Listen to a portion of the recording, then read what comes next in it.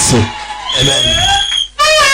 Pia mimi naomba tu nikaweze kucheza wimbo moja kisha baadaye tutaendelea, lakini sasa hivi tuko live on Sayare Radio. If you want to tune, just tune 102.9 shortly, na tutakuwa katika mitandao mbalimbali ya Facebook na mtandao wa YouTube Kisii Hot. Ya kila mtu ameweka simu on, aweke off please. Huyu onero kulikuwa mo Kenya, onye mkuu omo Kenya. Ndio huyo. Wacha leo akupe uchumbe wa Mungu.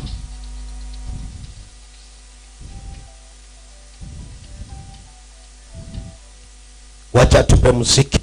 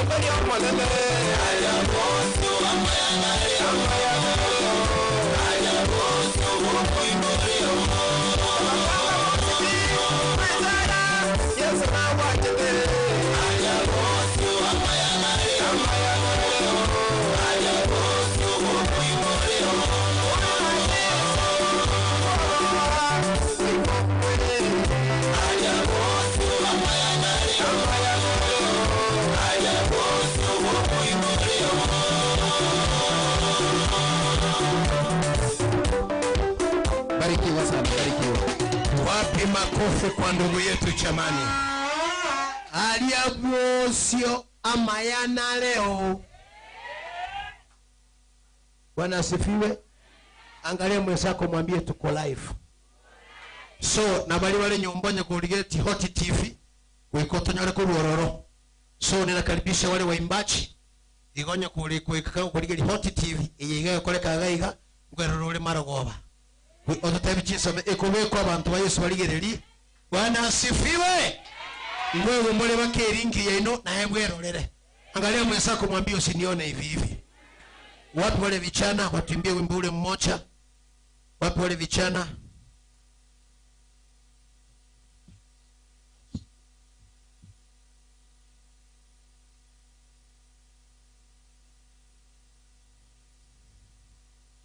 Wimbo unaitwa Jitambue.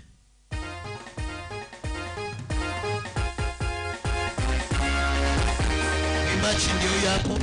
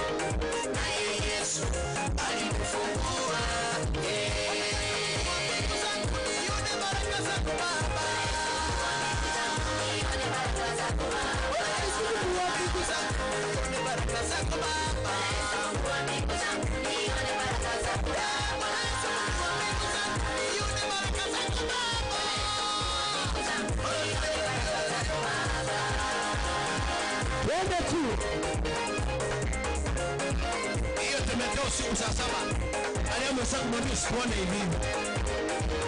Sikia hiyo pako mwanangu. Jitambue, jitambue, jitambue, umalize salama. Wemanye. Jitambue, jitambue mama, jitambue, umalize salama. Jitambue baba, jitambue mama, jitambue. Wemanye mwana mito. Jitambue, jitambue mama, jitambue, umalize salama. Jitambue, jitambue, jitambue, jitambue, umalize salama. Jitambue, jitambue, jitambue, umalize salama. Wapi mikono juu kwa Yesu jamani.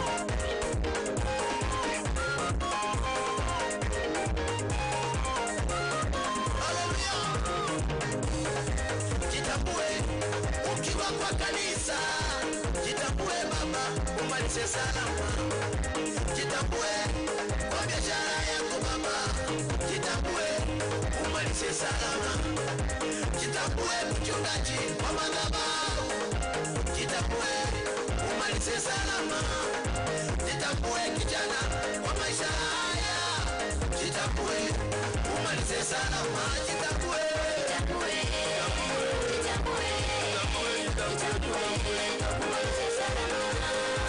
Jitambue, jitambue,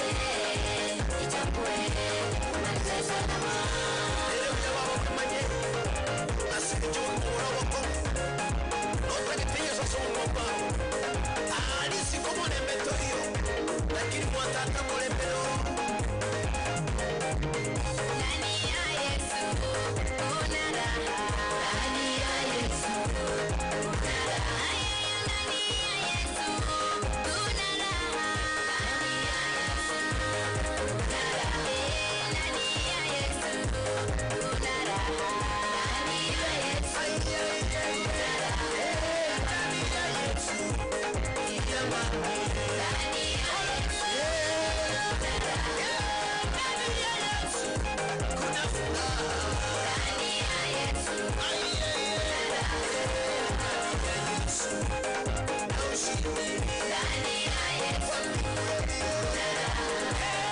ya Yesu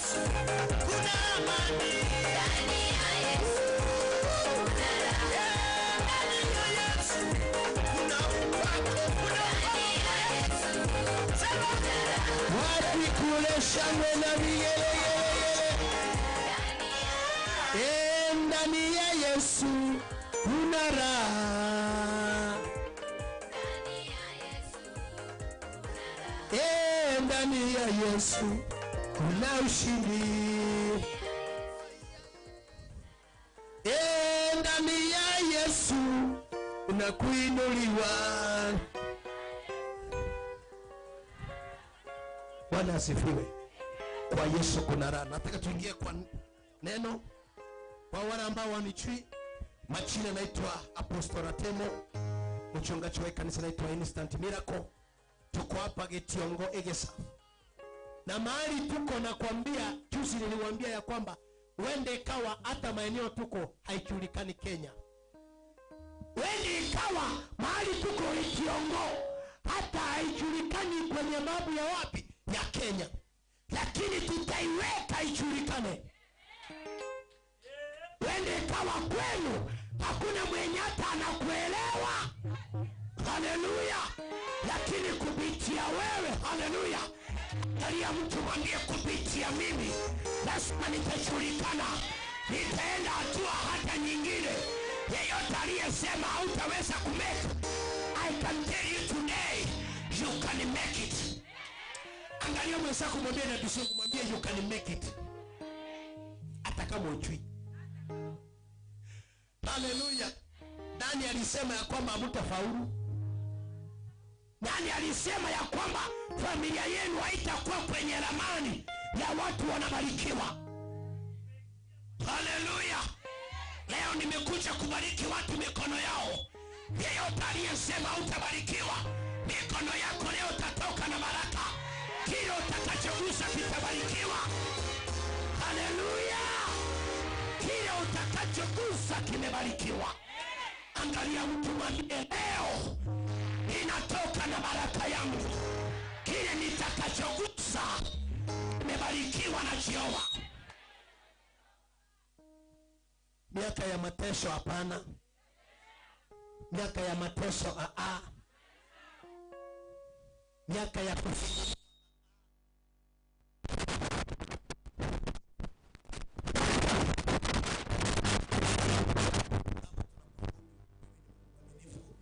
Tunadhihirisha mamlaka na uwezo.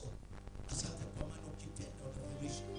Baba, tunapoanza ibada hii, kwa nasi fanya makubwa na maajabu ili uabudiwe. Asante pia kwa ajili ya wasikilizaji wetu wa Sayare Radio mahali popote walipo wanaposikiza injili hii. Naomba wapate kukombolewa.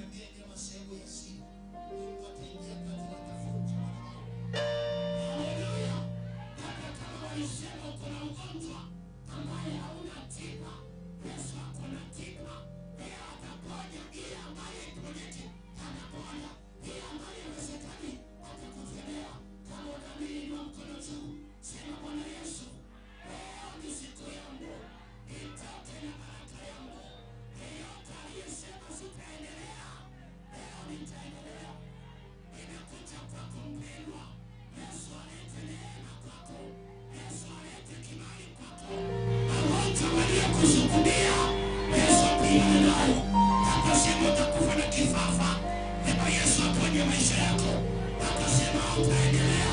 Leo Yesu asimame na wewe. Sitasikia pia.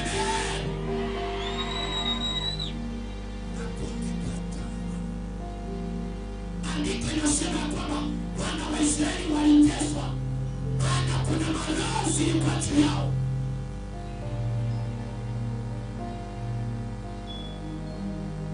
Na hizo marozi kafanya wakapitia mateso.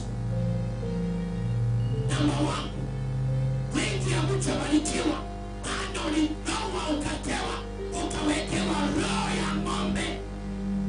Unajua kazi ya ng'ombe inatumika tu.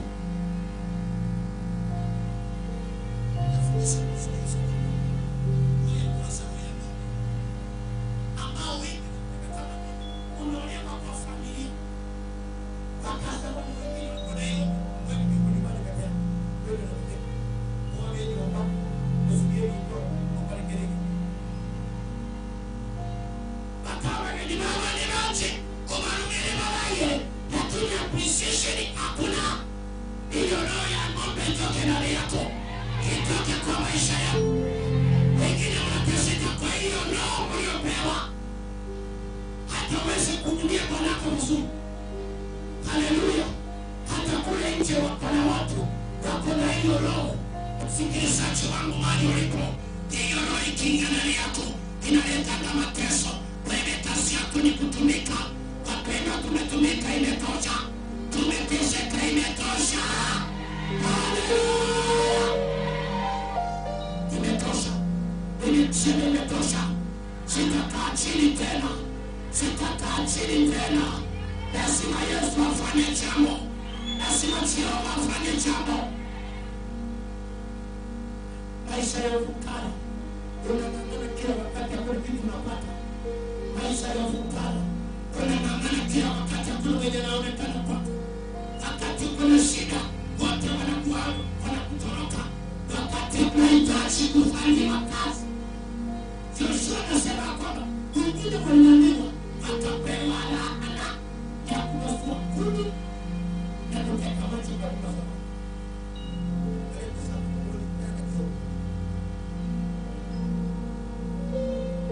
Unateka maji kwa watu. Unawazuia watu kuni. Roho ya ng'ombe, ya ng'ombe unatumika kwa kasi ngumu. Ili wakati wa mageni watakite watu wakuchimbana nayo kwa nini kemutomani kemutonero watu baba wakuchimbana kwa hivyo kutusode kuneti waleta nyomba waombe nyomba lakini ukipepa soda hata kamoto kikuno umekulele karachi msuwati yoyo aimu karataniza ya koraki watana mandasi koros wataote na nini mpande moyo kamombe kuna niyo. Leo naomba Mungu asimame na kufungue. Yesu asimame na kufungue. Haleluya. Danieli 4:32. Nisomee haraka. Danieli 4:32.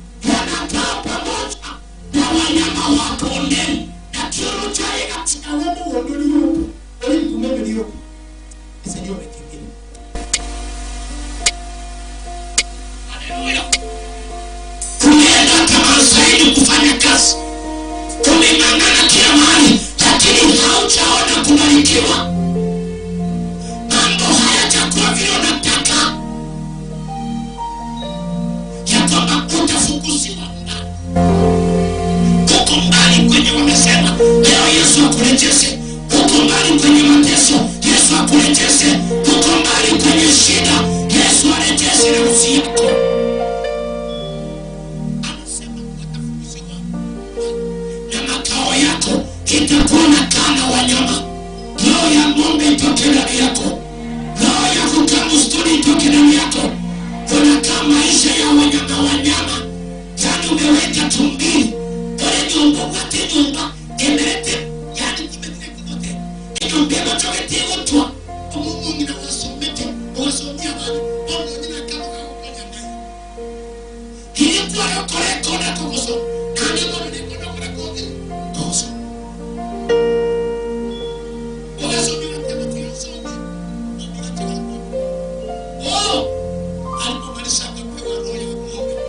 Mtoto ametoka university, sasa anakula pombe. Nyumbani hawezi kuona. Mama unamwambia mwanangu kijana, tazama niliuza shamba nikusomeze. Anakuambia mama nifanye nini? Maana hana ile roho. Alibadilishiwa roho yake, akapewa roho nyingine. Leo Yesu akupiganie. Yeyote aliyeondoa roho yako, akaweka nyingine.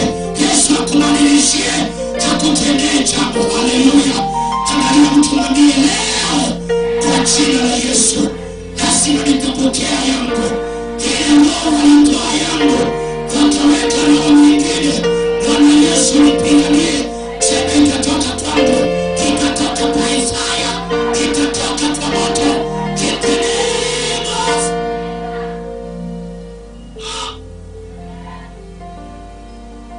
kile walipanda Yesu atenda kukimbia.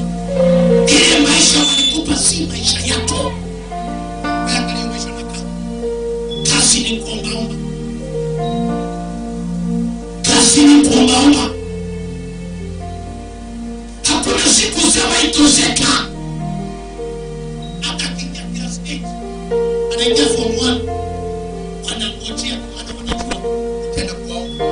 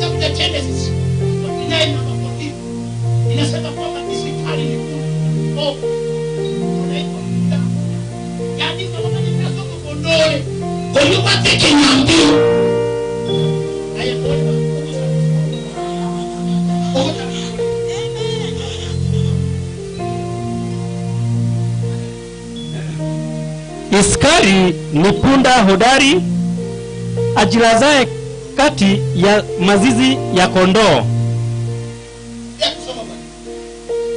akaona mahali paraha kuwa pema na inji ya kuwa ni nzuri, akainama pega lake lichukue mizigo, akawa mtumishi wa kazi ngumu.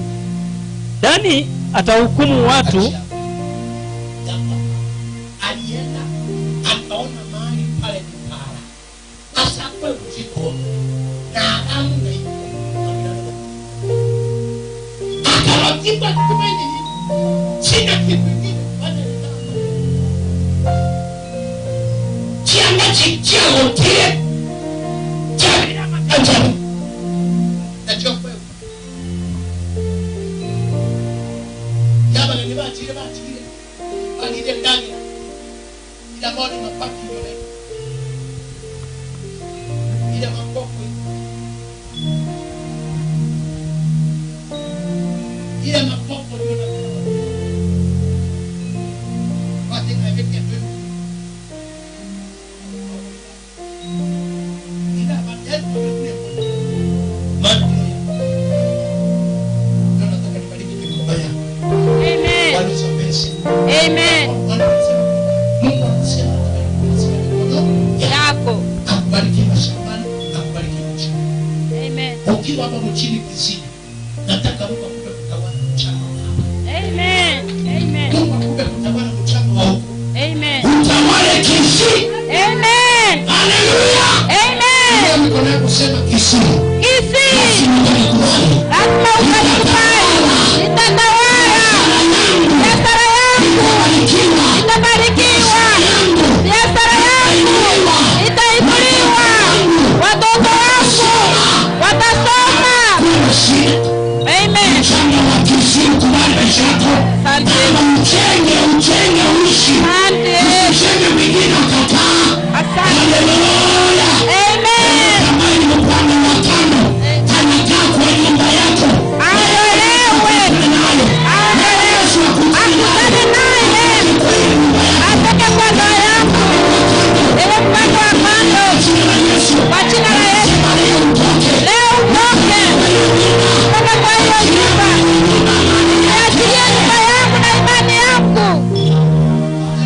Amen.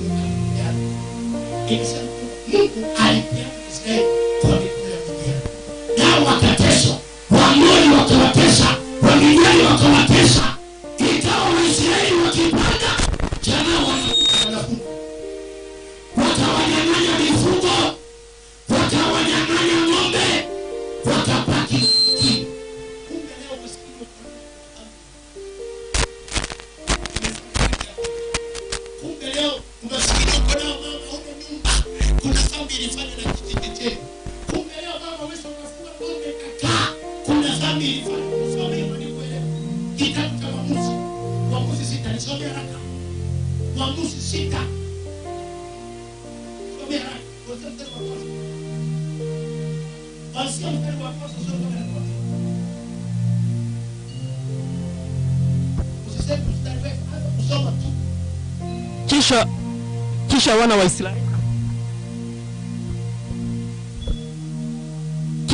wana wa Israeli walifanya yaliyo maovu mbele za macho ya Bwana. Bwana akawatia mikononi mwa Midiani muda wa miaka 7. Walifanya maovu. Kama sio shetani anakwambia, nani anakwambia? Angalia msako.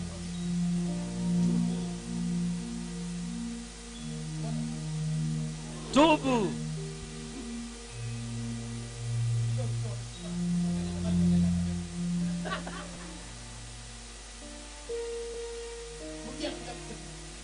Kisha wana wa Israeli walifanya yaliyo maovu mbele za macho ya Bwana, akawatia mikononi mwa Midiani muda wa miaka 7.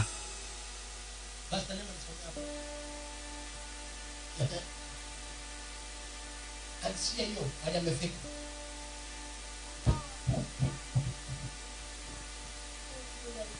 Mkono wa nini? Ukawa na nguvu juu ya wana wa Israeli. Tena kwa sababu ya Midiani. Wana wa Israeli walijifanyia hayo mashimo yaliyo milimani. Sikia. Kwa ajili ya Midiani.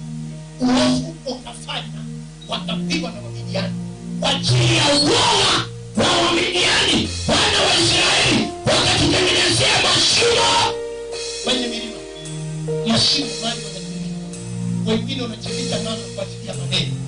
Wengine wanachimbia kwa ajili ya magonjwa. Unakuja magonjwa usiku bado upewe wote si wako. Bwana asifiwe sana. Wengine watoto wanahangaika. Mtoto anatoa mimba, anaua, unamficha. Hayo ndio mashimo unajitengenezea. Wengine wanapeleka mtoto kwa aunti yake na ndio anaishi. Maana kama amalize shule hakuna kazi. Sasa unatengeneza mashimo ili uondoe kwa wanadamu lakini Mungu bado anakuona. Mungu bado anakuona. Lazima ubadilishe uovu. Haleluya. Lazima ubadilishe uovu.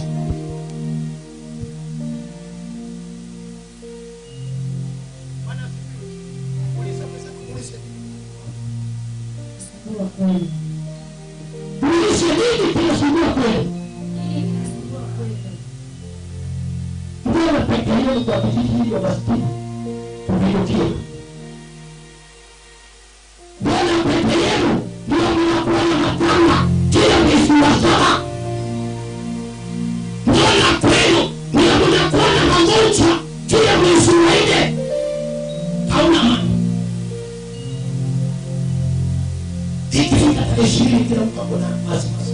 Hajui ndani. Maana ishi tunakaa tuliangalia maisha yetu. Uovu mwingi. Maana tunasema kwamba Mungu akapeana Wamisri kwa Midiani kwa ajili ya uovu waliofanya. Na wa Midiani wanakifanyia mashimo. Watu wa Mungu wanatetea na Mungu. Leo wakatengeneza mashimo. Watu waliochaguliwa na Jehova leo wanajificha kwenye mashimo. Mamangu, Mungu amekuinua mbariki. Umefanya uovu. Imebidi sasa mtu aweze kutembea. Ndio mambo tuko. Wengine wameshikwa na magonjwa, hakuweka chiangalia pale. Wamepatikana. Wameisha. Hakuwe bleach. Amane mbona utakao na mambo hayo au utakao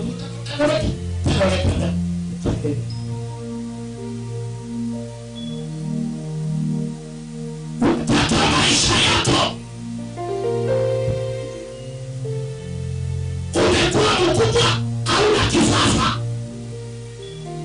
Umeo umezaa umepewa kifafa. Kijana amesoma amefika form 4 anapewa wasimu. Watoto anafuta pangi leo analipa kitu. Na hapa kuna wajirani leo tu anaenda kuacha sio vyakula.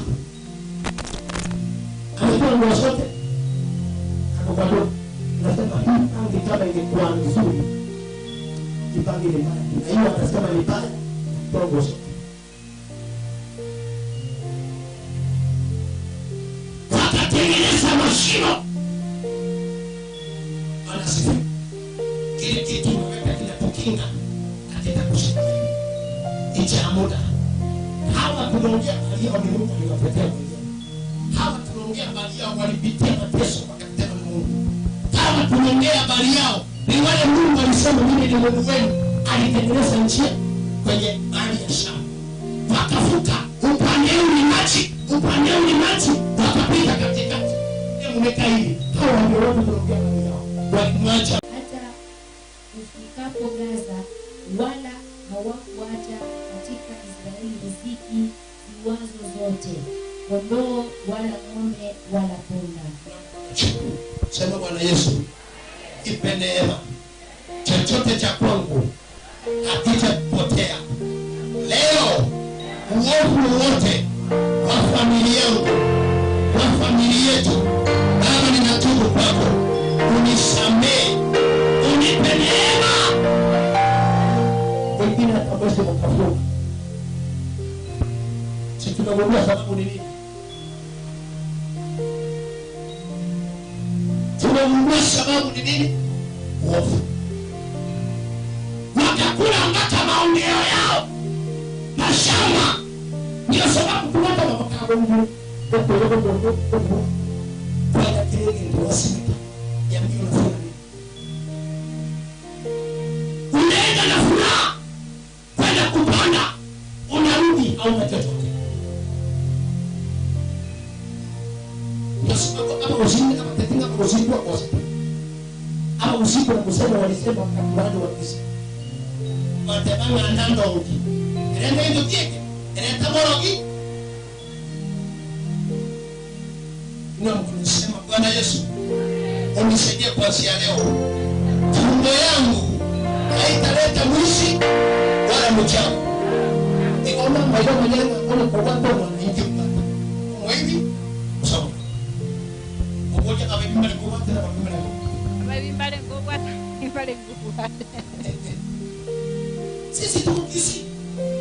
Sisi wala baba zetu walifanya wao wakaacha laana. Ndani kuleta mjeke na kama hivi. Yes.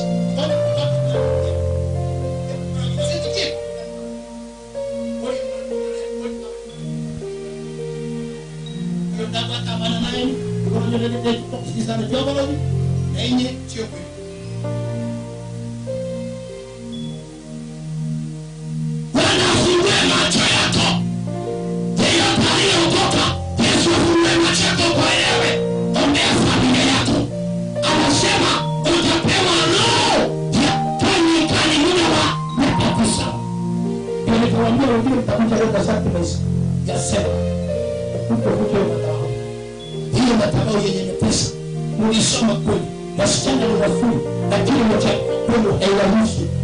Wako wanapendeza, anapendeza sana tembea, lakini mulisha nayo kwa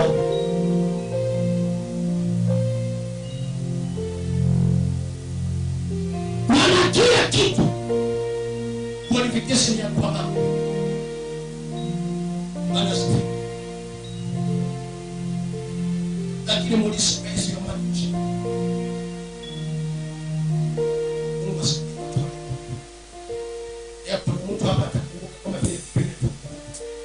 Maandiko yanasema kwamba pamoja nayo Mungu akakumbuka Israeli walipomlilia, walipoomba. Na kwamba na Mungu ataenda kukumbuka maisha yetu. Haleluya.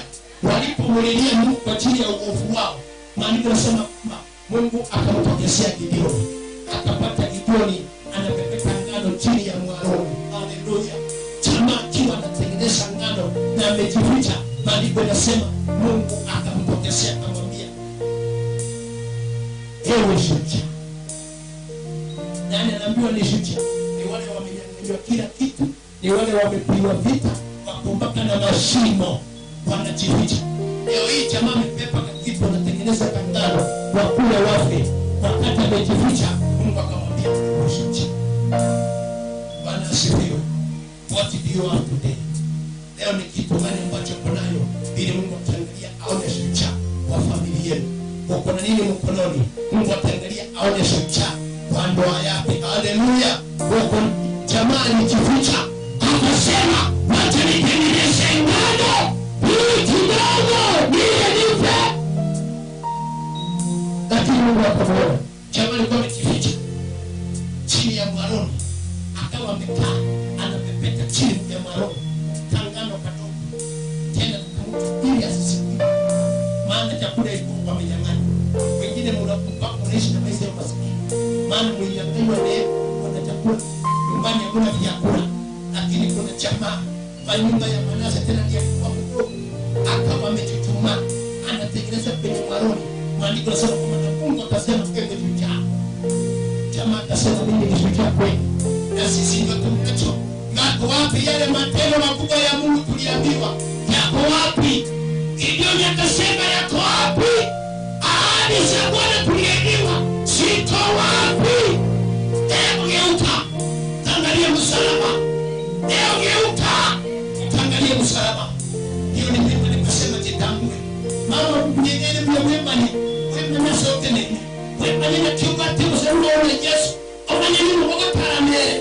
Esabaria ya motoreka. Ni mwanere njera. Esabaria ya kogenda ingalo. Ni mwanere njera. Cheo ya mwanere na mwete. Asikusikia mimi kidogo. Bana tani yoye mnaogopa.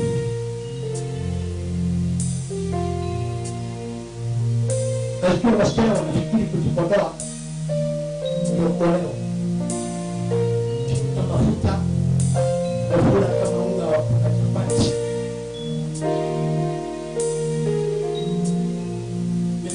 Mimi sikati na hizi.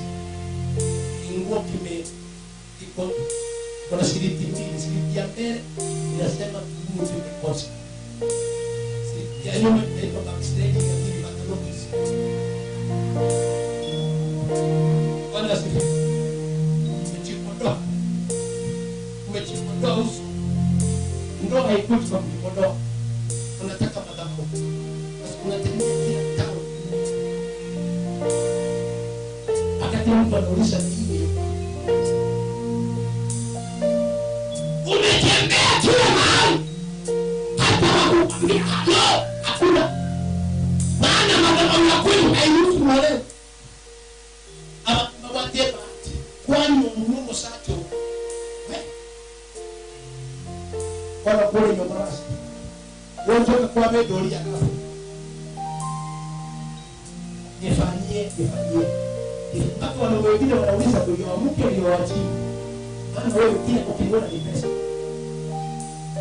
unamwambia dakika mbili, lakini tunalie Airtel amekuwekea dakika diskoli mpaka anauliza hizi ndio niliyopeana kwani zimeingia kwa shida. Wanafudiwe ekile kwa Kisii kwa wisinya kama wisinya wala wala usimu kama mtende mtu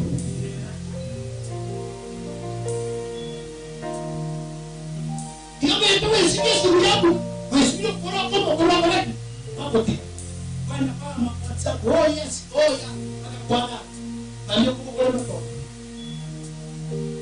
akana msaada ukusuta asingitikira watiti ngosigete kwani Mungu yetu. Haleluya. Kwani mtaalamu ndio sacho kwani kumutayu neno kumtadia siku hizi kwa ni ndio ni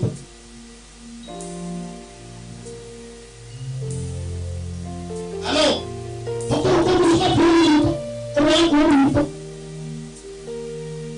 Kuna kidogo kwa polisi ndio stop sasa ndio bwana asifiwe. Yeye mwana wewe mimi kisani kisomile biko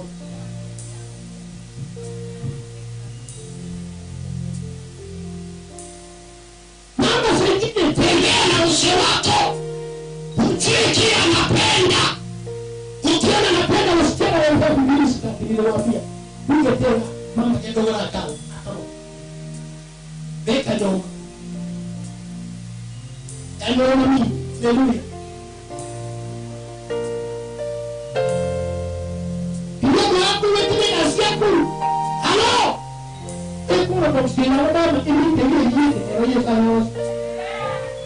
Akabusi ababariki. Ndio kunyosha. Tuna mali tukana. Tuna kule gani. Watu wanaona yesa. Baada sana ya kama eno mwingine ni tahutua.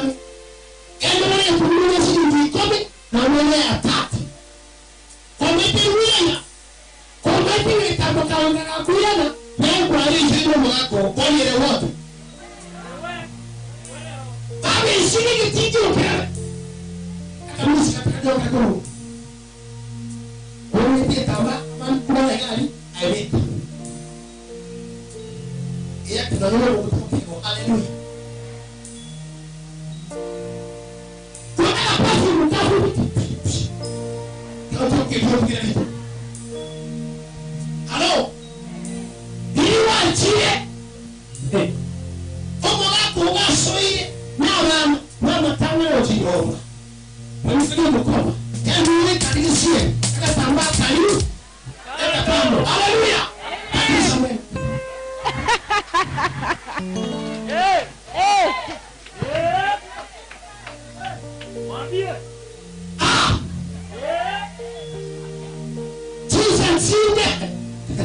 Wakati wa kuimba unawekea kawimbo ile na wewe uchie kama unapendwa naweka kawimbo wapi hiyo unachuletea jitambue mama umetabu ile nyumba utanena kule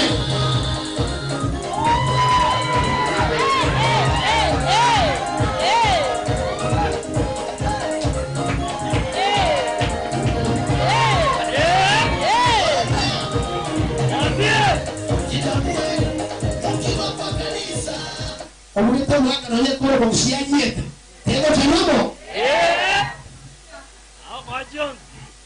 Halo! Atatoa kipochi, hakuambie naedia. Shika! Yoi. Pokea! Yakimona ya wata na muna matoritia kubuti jibule. Paka musia na ulisha nilio mtu. Uko tanamuna ya saka ya kumuleka.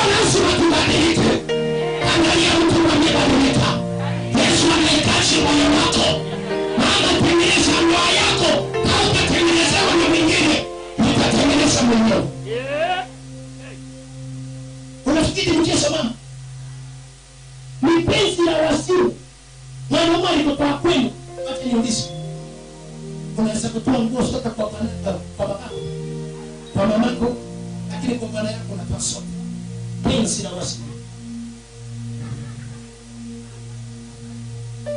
Uko na mzee wako hajapiga mswaki, unampa chumu, unamesa mate yake mchafu na usiku penzi ya nini?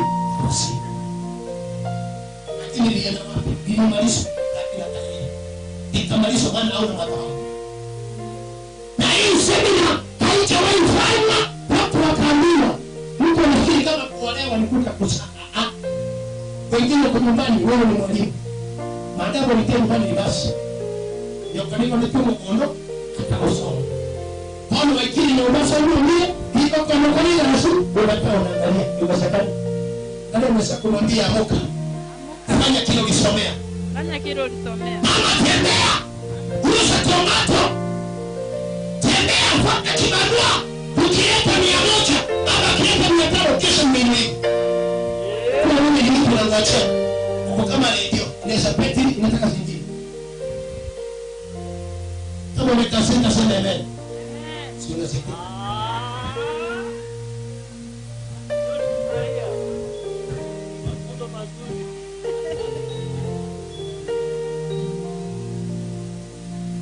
Mkono inaambia watu wa Mungu wale nje wale wataona waambie karibuni yeye sana.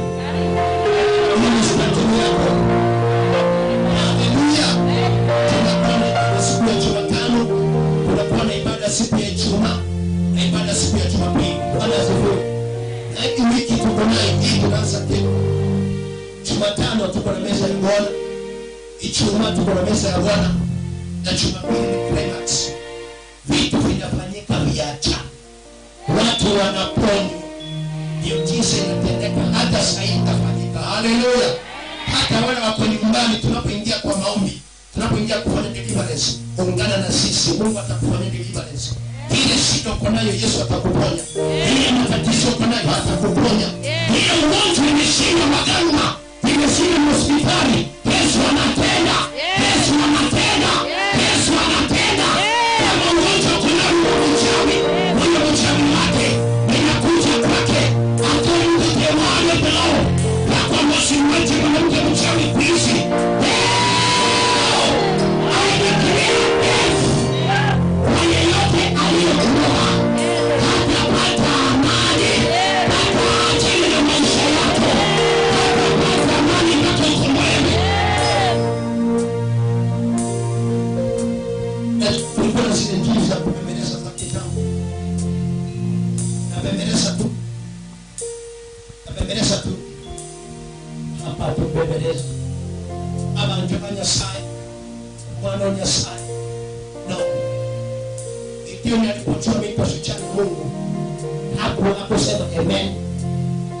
Mungu mimi ni shujaa kweli.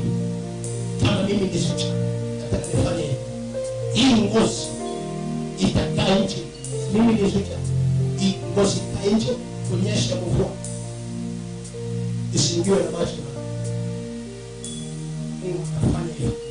Mwambie Mungu hii ngozi. Kama mimi ni shujaa, hii ngozi iwe nje. Naye hiyo ngozi iwe na bali wasema kwamba walipofika asubuhi katika maji ile ngozi. Hiyo ndio Mungu tunaabudu mahali hapa. We make it impossible to be possible. Ile ambayo haiwezekani kufanya inawezekana. Yeye afanye kwako. Huo mlima ambao uko mbele yako mkubwa, hata njia ukapeke katikati. Penya kwa hiyo mlima. Haleluya. Hiyo mlima naona, hiyo moto naona leo imese. Leo imese na umalizane nayo. Aratongala angalia mtu hivi bana pesa jamaa akapewa kutawala akatawala Israeli na kwa maombi Mungu anataka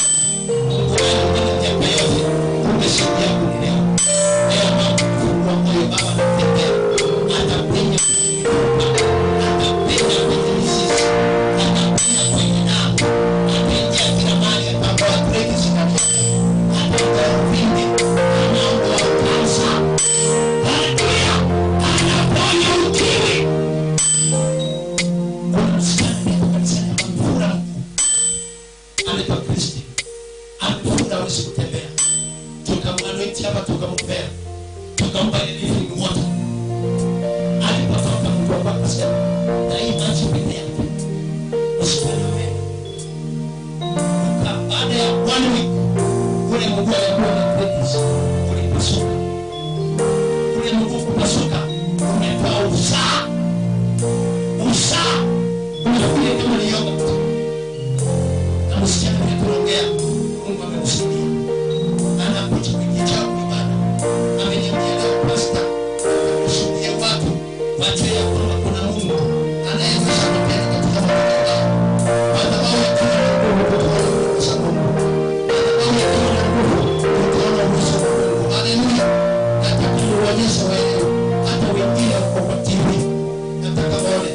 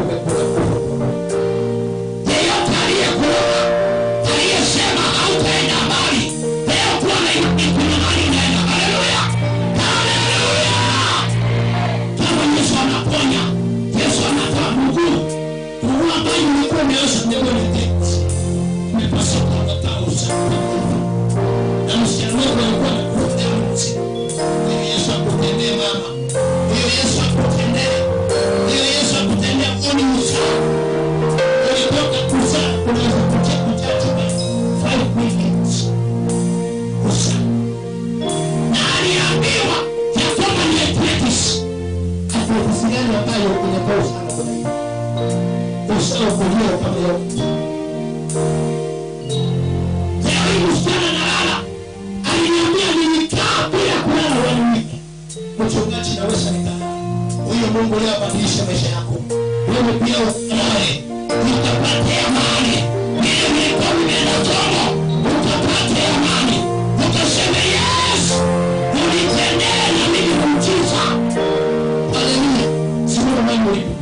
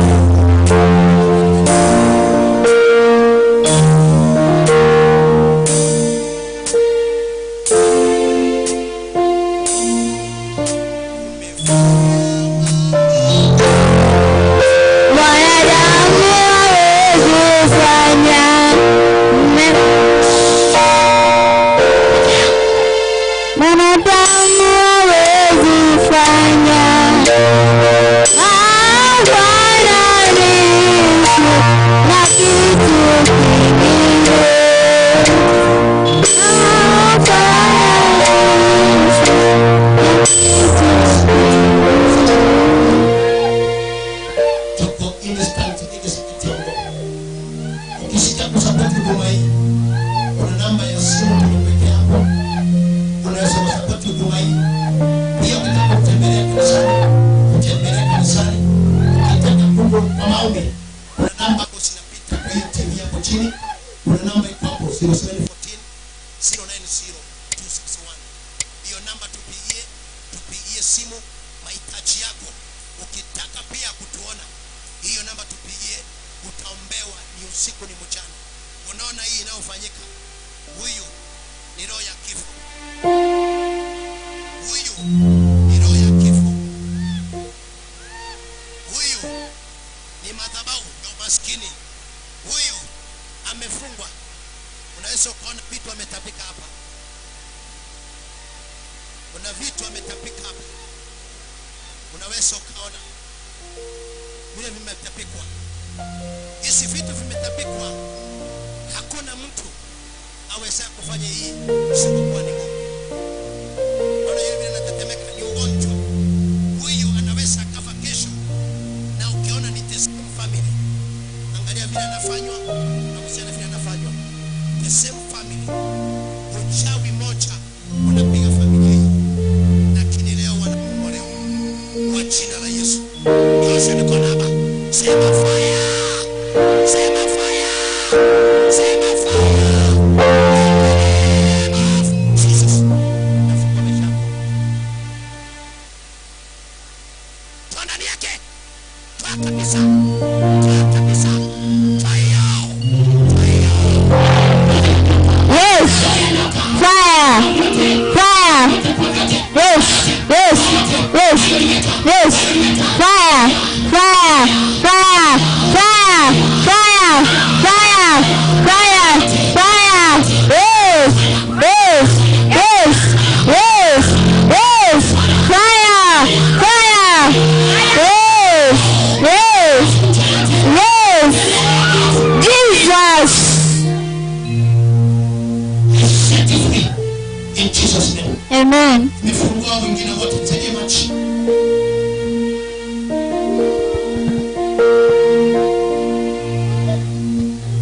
Set you free. Nifungua yote. Jina la Yesu. Acha mmoja pamoja pale. In Jesus' name. Funguliwa. In Jesus' name. Sema amen.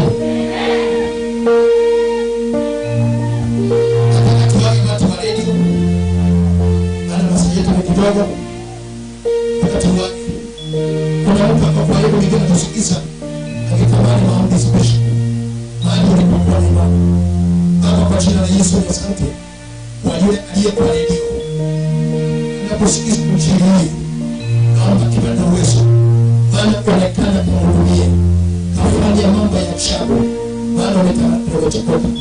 Ninaachilia uzima, naachilia uponyaji, naachilia ukombozi hapo ulipo nyumbani. Sema fire, sema fire tena. Watu wanafunguliwa nyumbani, yeyote ni mmoja apate afya, apate afya, apate uzima, aliyekita ndani kama mtu sahihi. Chochote kilichoweka tunachoma, tunachoma in the name of wasikiliza tuombe kwa redio. Tukutane siku ya Krismasi kwa ibada kwa siku ya redio kwa tuko saa 3 usiku mpaka kitu saa 4 na kitu. Alafu ukisikia kusapoti kutoa sadaka katika madhabahu haya ili chingilisha na kuboya kuna nguvu, kuna namba nitakupa kwa redio. Hiyo namba usitumie tu saa hii kupiga, tumana sadaka yako na Mungu atakubariki. Chukua kile madhabahu ili Mungu akuinue. Kama unataka sadaka 0714 090 261. Wacha nirudi tena 0714 090 261. Na sasa kama nataka support pastor kwa kibidi ama kwa hiyo idhaa, unasikia kutosa kiasi yako na sadaka yako ili Mungu akuongezee neema karibu na Mungu akubariki. Bwana Yesu asifiwe. Bwana asante watu wa redio. Bye. Wakati mwingine tuko taka watu mchukue vitu mkae. Unajua wanasema ukifanya hivyo na sikati hiyo hata watu na kwanza kila mtu achukue kitu ndio sababu na mtu ndio tena kwa leo yote kama kionekana wewe unalio tutaisongo aye sasa watu wanaangalia mimi wanaangalia hiyo tu hapana utoke hiyo tibeke mgeusi hivi nimuone mtoto hiyo ni mtu nataka nimuone mgeusi hivi kila mtu akae mahali kwa nani habari mtoto unaitwa nani Shabra ana miaka mingapi miaka 9 atembei akai anakaa kila siku kutembea microphone haraka pastor unajua nini Hallelujah. wacha kunyosha vidole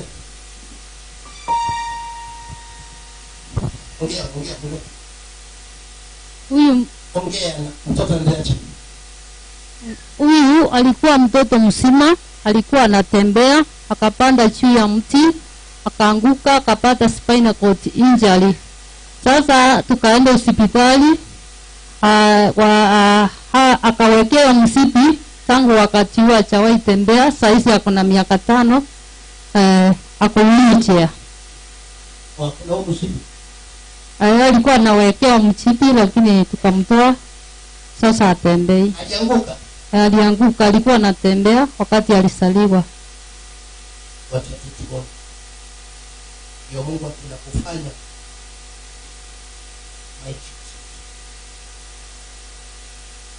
Unajua ask me kuna wote. Usikie mtoto mrusi. Nataka kuatifu watu waone. Kama ni mtatimu unataka kupewa kazi kwa ndio kumeasha. Takuwa kiongozi. Angalia tu. After that ndio tu. Kama mtu akae. Ndio yule mtoto ndio nataka mgongo. Angalia pale. Ndio tu. Ana mgongo pia. Umshike vizuri kwa mkono. Wakati.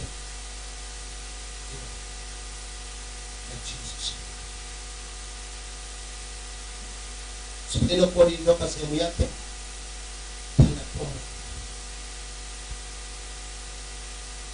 Ukalimachi ni hakusikiwa hivi. Yesu watu waone Mungu.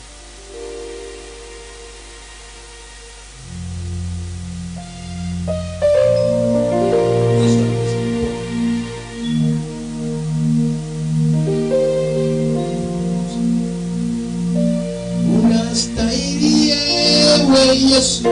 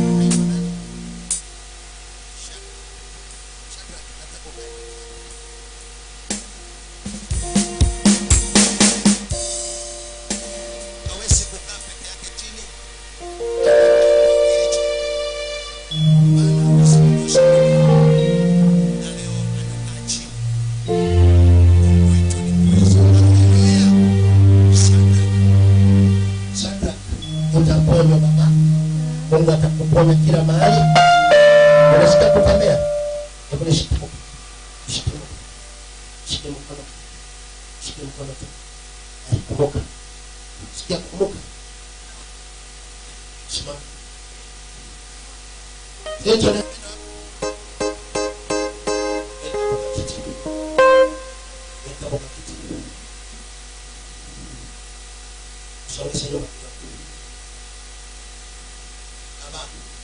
utafunguliwa Yesu ufalishe nguo yake. Piga Yesu makofi na useme ufalishe nguo yake. Inua mamake na wale wengine.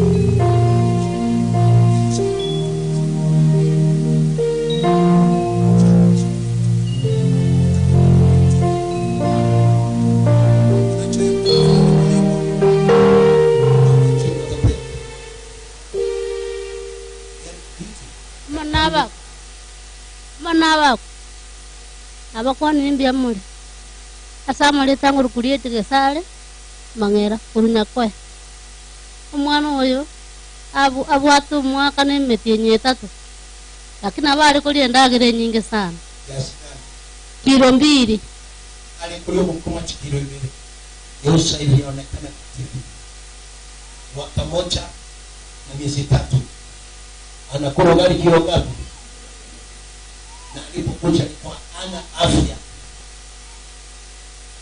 vitu vingine watu wanajua nafikiri mchezo mama ndio huyo baada ya maombi biale ale gwika no nyambo tuko ogire kana bana akaisarasire sengine namo taburuma nyakweyana lakini bono kurungicha pasta yani mbu yale pina na bato kurara buja njabiye kwa maneno mwana yale ko ngati mbere amanyinga na maira sisi mtoto alikuwa anakula ugali kilo 2 akinyonya mama anamnyonya mpaka matiti inatoka damu kabisa ni baada ya maombi kurungicha ka pasta yani enacho kutaboko be jimbere cha bwana takare elina elio na atire nyagita ali na vetu sindani ameenda hospitali amedungwa sindano amepewa madawa lakini amestukia tu Yesu wetu ni mtamu angalia mtu mwambie Yesu anaweza haleluya Yesu anaweza kwa wale wanaamini angalia mwenzako mwambie usinione hivi sasa umepona matatizo kabisa hakuna damu kutoka hakuna usa ayenteni wana komonga mpaka nafanya kidonda inatoka usa lakini kwa madhabahu haya leo mama anatabasamu akoro nyakoe ante pastor ni mbole transport kota tano kuonekana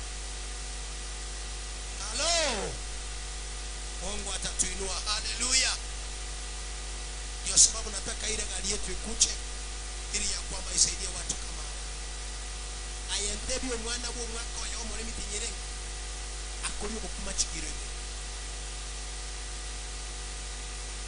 sasa hii si eti ni historia kwa life yowe sasa yana kwa mpaka kuna afya simuna mbona bila alikuwa yuko mambo mpaka mwenyewe amesema si Mungu aponye watu wengine jamani wewe pia upate kibali kama hicho utoke na muujiza wako bo wanta to mwa manya gaiga asama sabe stogo chama sa wote tutakuwa mkenera akino mwa chini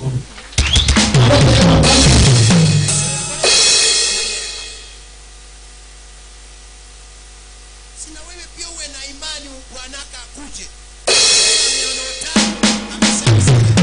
hata bwanangu hata wewe ufurahie kuja kanisani na bwana yako bwata bunanko ira machaya pasta yaro ngo irale ngora bwata asima yaro ngo irale ngora atasima ekena kwa weta machali yara irete ngora kila watu mponye jamani nani anashuhuda wengine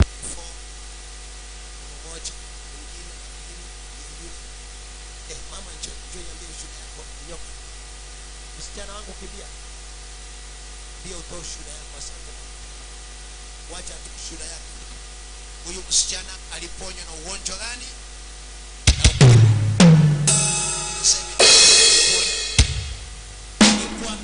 vidonda kila mahali songa kidogo msichana hapa juu kwa chini ya hiyo vitu kusiki hiyo just wanaona sikika Bwana asifiwe. msichana angalia maka kwa kamera watu wakuone Bwana asifiwe. Bwana asifiwe tena. Mnanijua ama hamnijui? Naitwa Flora Peter, stoki mbali. Kuna msichana tulikuja naye hapa anaitwa Damaris. Mama, huyo shosho pastor unamjua mwenye alikutuzwa. Akakuja kwake.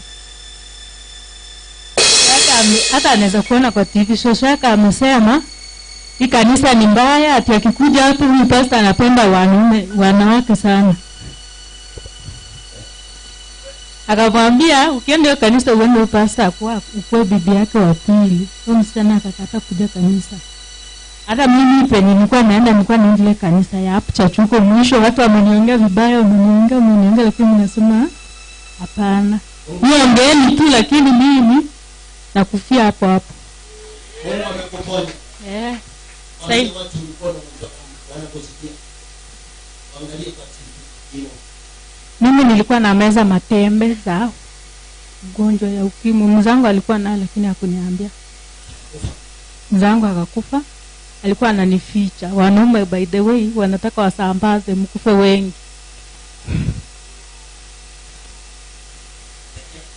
Nilikuwa na meza dawa, nikaenda hospitali, nilikuwa na mimba ya mtoto wa pili, nikaenda ule wa tatu, nikaenda hospitali, nikaambia kaenda kliniki, nikaambia sister, sijaipimwa acha nipimwe. Sasa akasema ni mzuri, unajua hali yako. Nikaenda nikapimwa. After kupima nikapatikana nayo, wakaniambia usiogope. Akatanaka. Kapezo madani kaziangalia vile ziko, nikasema sitapita hapa. Kaogopa. Nazishika hivi kwa mkono napiga hesabu. Ndameza. Wanakuambia usimeze na maji. Umeze na uji. Uji ya mahindi ama uji ya wimbi, umeze nayo. Unachagua saa yenye unameza, kama ni saa 2 ama saa 3, hizo saa zisipite. Unameza hizo saa. Unakula ndio umeza hizo dawa. Usipomeza unaenda nguvu, unatetemeka hivi nguvu inaisha. Baada ya maombi sasa niko sawa. Nienda kupimwa niko sawa saa hii naendelea. Naendelea na maisha yangu sawa. Naishi mzuri. Hapana. Pasta. Tangu aponye, aponye madawa, alikuwa amekonda ameisha. Ninaona kila mahali, sahi angalia. Anapendeza. Angalia mwenzako mwambie usinione hivi. Mama, Bwana kubariki. Huyu mwenye anasema. Alafu pasta, kitu kingine, kuna wanaume wananipigia simu siwajui. Nauliza mtu unaitwa nani, mwingine ananipigia ati anatoka Kisumu, mwingine ananipigia sijui anatoka Ukambani, mwingine sio ananipigia wapi, sijui nini.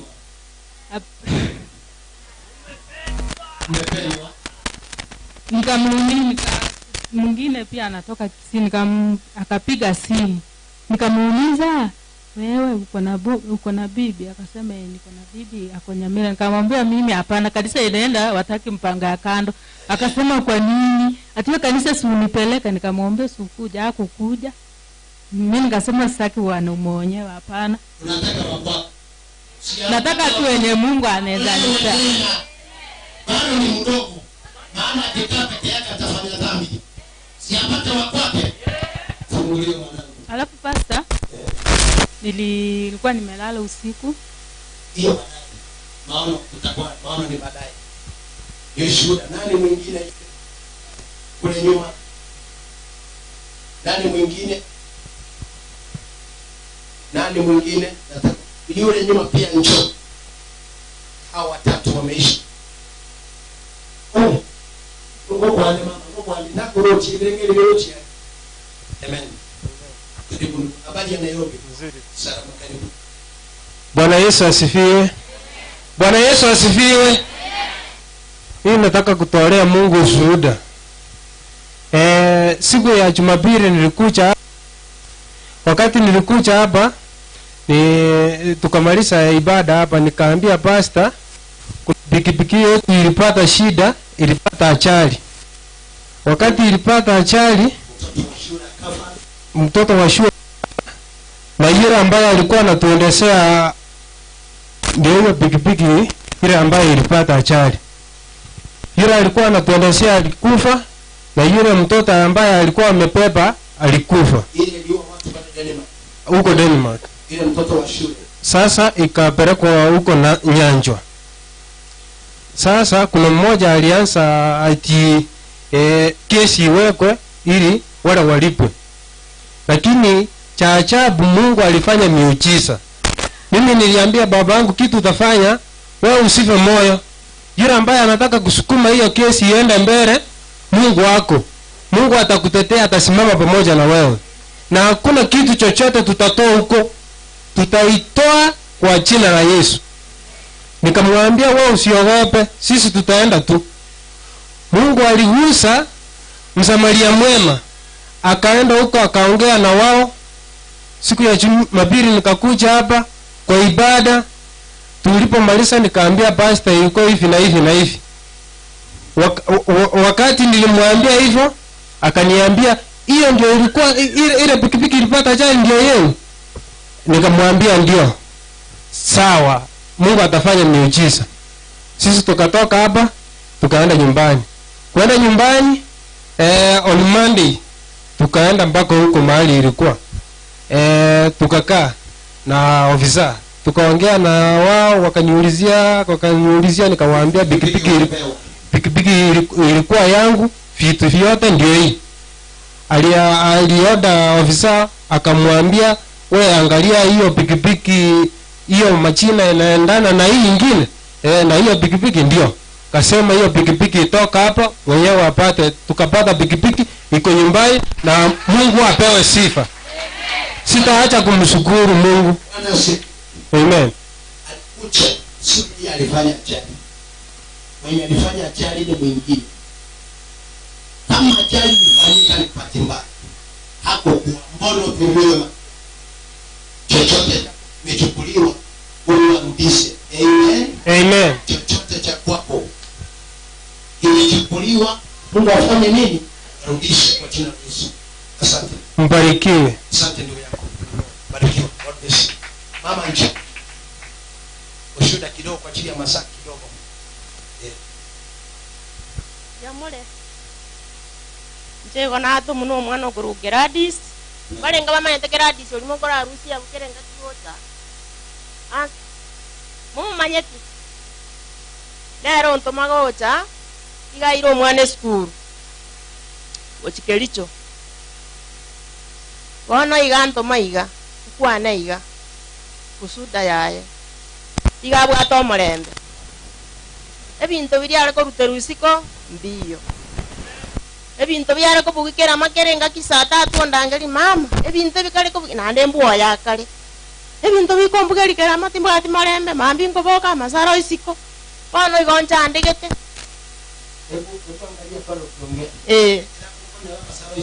Amasaro isiko. Na kwanete gaiga. Wetere TV. Na ariko nakorigereria. Korwa Ezekiel kurororonga egwa obumanyi ochagaiga as pastor ratemo igango kora Nyasaye timbobi oratemo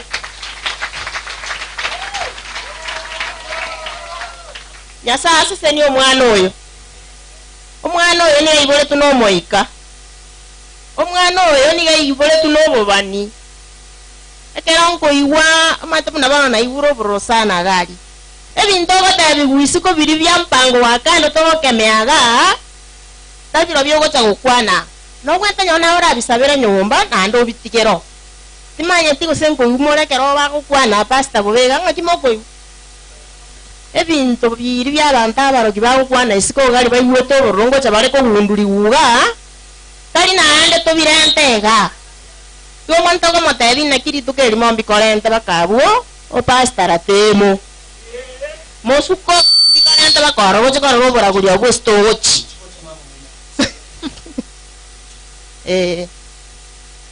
no tigato e pasta maskani aye tigango tora soma mangale bi pastora ngali baga kanda kora ka seminake manya kore to shuda ya Gradis amangane biro ya kabere meronge bere sama ekifunga ekemo omanya go tume ekemo oche 20 tokorero eke usi some Kisii. Soma ta Kiswahili Kisii.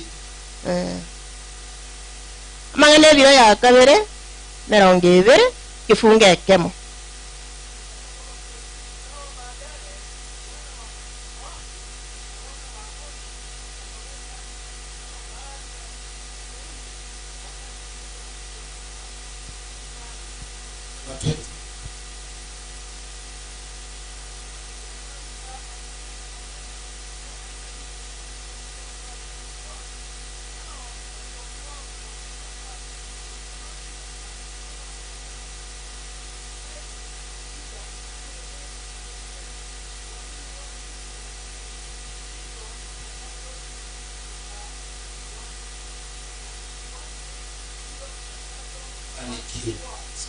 Moiweti toiwera omonne Nyasaye tumwegene Nyasaye naende twegene n'ababani baye oyo oli pastor atemo n'ababani bande bonkweli nje nabatebeti nga korubesegese nana korwestie injiche ese kanisa yomoikanga mini muna na amini liga aita omwako Nyasaye oyinkwegera ale mono togenda amase ebibungo bono na inje Nyasaye nanjoleta ase obumanyi bw'ebibungo nandi nanjoleta mbo omwegenwa nakiakogera emechando etonyebwate iga naende mbateriga abantu bali barasi saitani mbanya gusumbuliwa ababole maana abana ba Nyasaye boka nabwo aba bakira ase pastor atemo babwatane nere ase okwegena okomo kori kwaruka nakwa pastor ogosaba nokwegena kwaye kwabali bo elimo arafu twagwena amara gori konya chandira abantu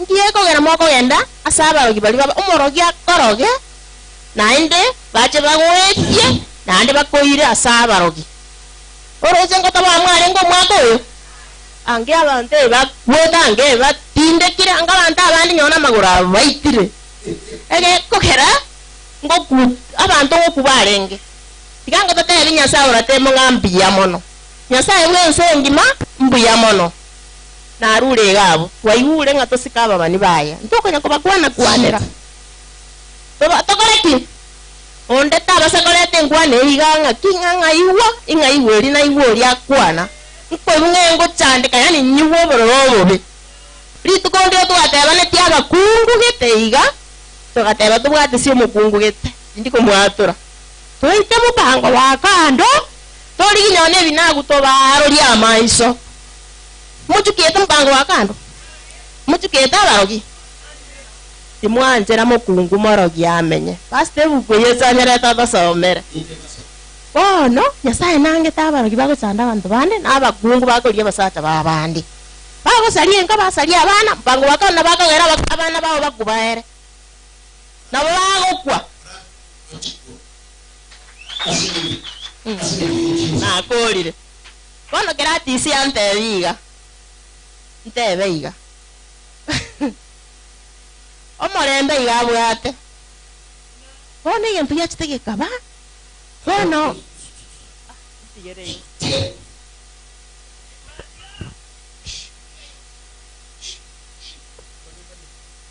Bwana asifiwe. Iko ni manyete. Bwana asifiwe. Iko ni manyete kukuna tebiresh. Iko ni ngorteki. Sema amen. Kuna huyu mama alikuwa wasimu. Akasunguka.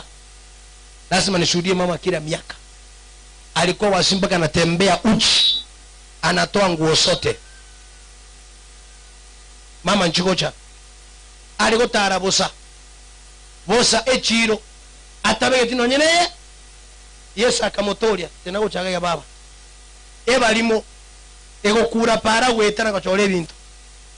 Abana bae bali gigo rabuna ro murembo. Abana bae bali gigo enyero kilianga yere. Yule pale nyuma kasi ni kuhangaika, sahi ni mzima. Wacha ashuhudie tu, tutoe sadaka tukimbie manyumbani. Bwana asifiwe. Asaya no muyama tukonsi. Tanga ni pastanta ketonga bere no ajinsa chiachire kwa tuwa chale ra soko bweni wa. Tali nyama tu bwa to jikoni go chikogunda. Ege bungo ngere pasta nema sa to somera ngango sabuli 91 yabu mangana yigangu na sana na ande na ranyorire ko motegerera mo igutino nya koruo suda kero monta tegerera igu oyo mieta sobre duyo le yuramono otumeta sekiri kia yeso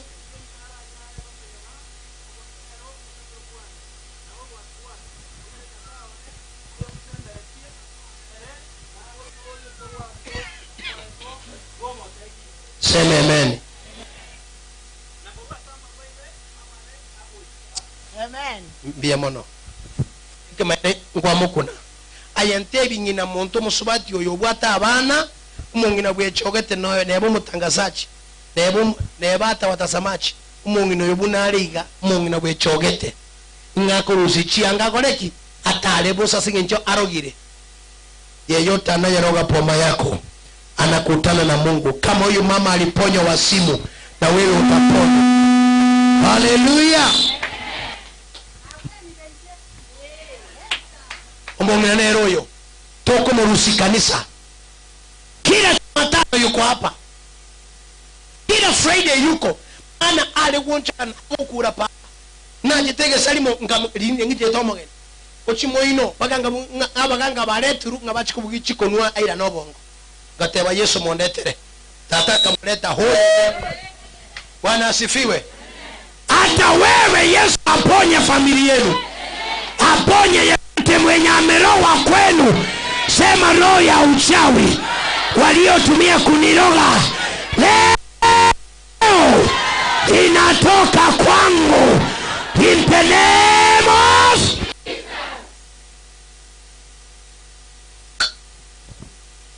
wachawi wataona.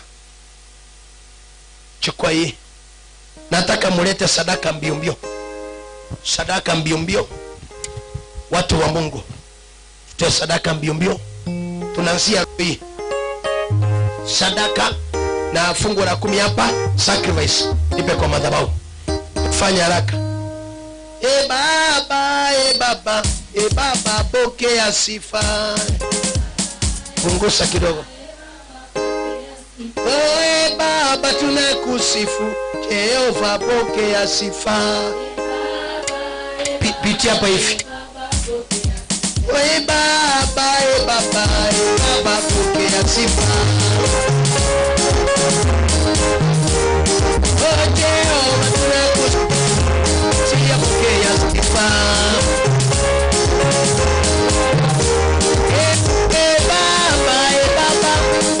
pokea sifa.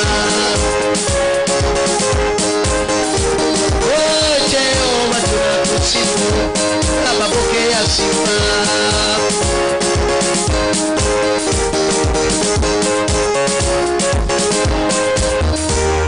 Oe Baba, o Jehova, wa mabwana, o Jehova.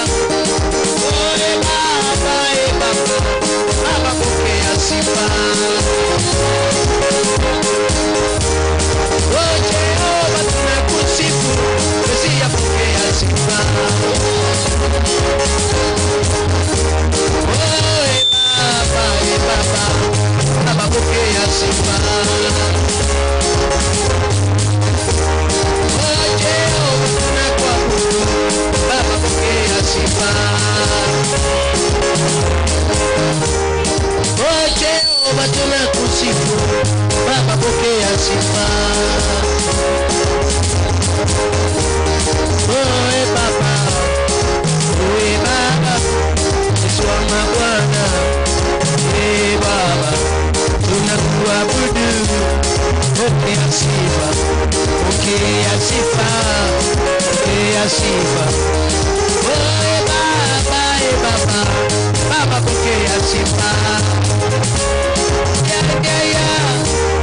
Oe Baba sa moyo wangu, Baba pokea sifa. O Jehova ninakuheshimu, Baba pokea sifa.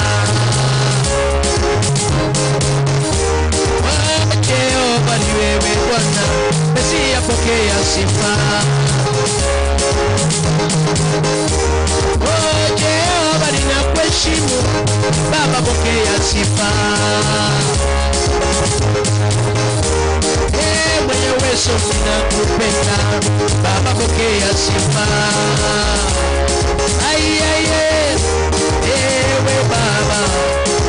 Ewe Baba, Bwana wa mabwana, pokea sifa. Ewe ndiwe Bwana, pokea sifa. Tunakuabudu, pokea sifa. Ewe ndiwe Bwana, pokea sifa. Baba, pokea sifa. Yesu wangu wewe umeponya, Baba pokea sifa. Yoro.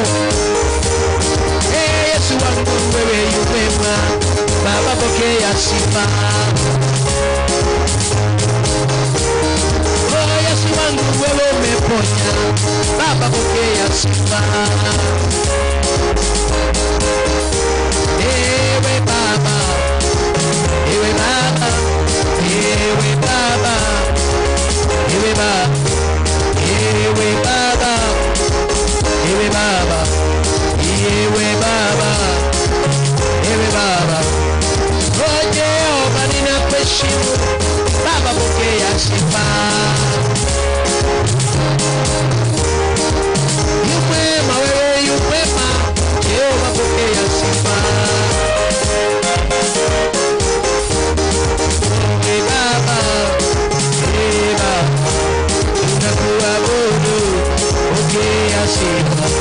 Tunakuinua, pokea sifa. Wewe ni Bwana, pokea sifa. Wewe unaponya, pokea sifa. Baba pokea sifa.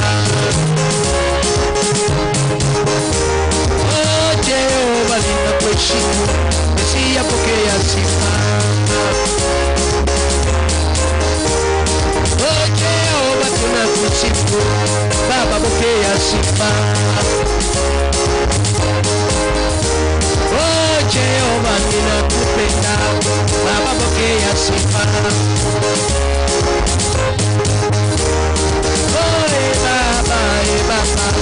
Baba pokea sifa. Ewe yawe mwenye, Baba pokea sifa.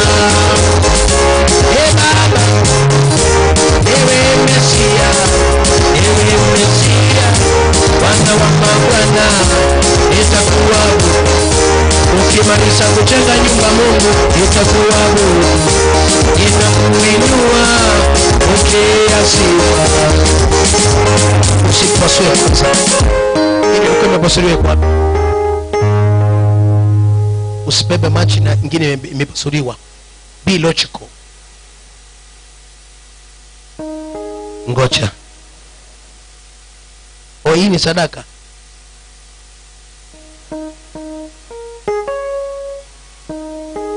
Na hiyo ingine pia hiyo pia imetobolewa.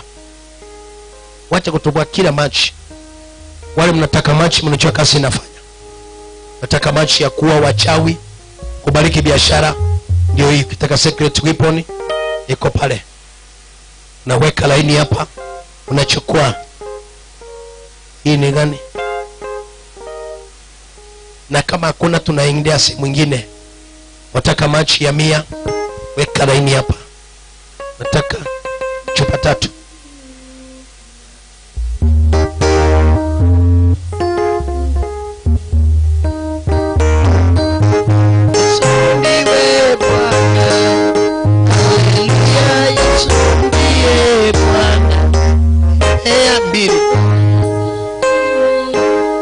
Upe 2. Yana 2. Yesu ndiye Bwana. Haleluya, Yesu ndiye Bwana. Tena 2. Mama mpitie hapa please, pitie hapa. Yesu ndiye Bwana 3. Haleluya, Yesu ndiye Bwana. Amen. Moja. Moja. Yesu ndiye Bwana. Haleluya, Yesu ndiye Bwana. Amen.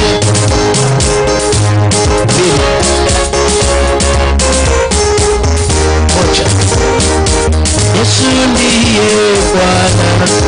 Haleluya, Yesu ndiye Bwana. Amen. Beauty. Tatu. Moja. Yesu ndiye Bwana. Haleluya, Yesu ndiye Bwana. Nipe tatu za 200. Tatu za 200. Tatu.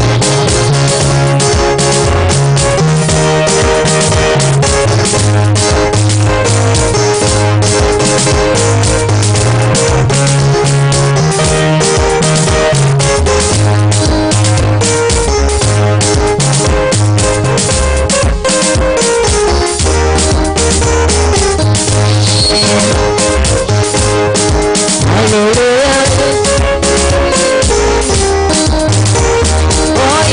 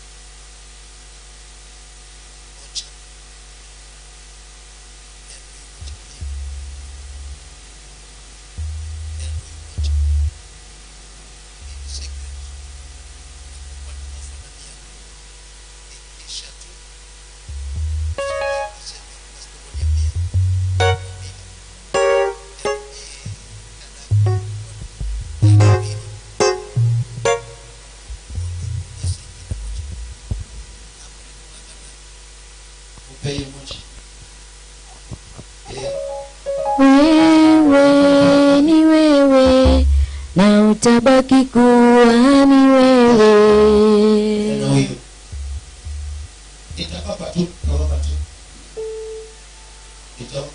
Baba wewe ni wewe na utabaki kuwa ni wewe. Na utabaki kuwa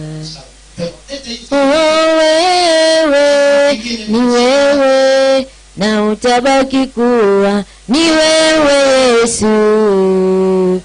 Wewe ni wewe na utabaki kuwa ni wewe.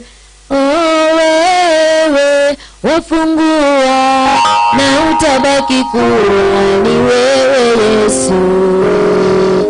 Wewe ni wewe utabaki kuwa ni wewe. Baba wewe waokoa na utabaki kuwa ni wewe Yesu. Wewe ni wewe na utabaki kuwa Baba na utabaki kuwa Yesu na utabaki kuwa Baba na utabaki kuwa Yesu nabaki kuwa ukweli utabaki kuwa hakika utabaki kuwa Yesu utabaki kuwa sana utabaki kuwa. Wewe ni wewe na utabaki kuwa ni wewe Yesu. Wewe na utabaki kuwa ni wewe Baba. Wewe na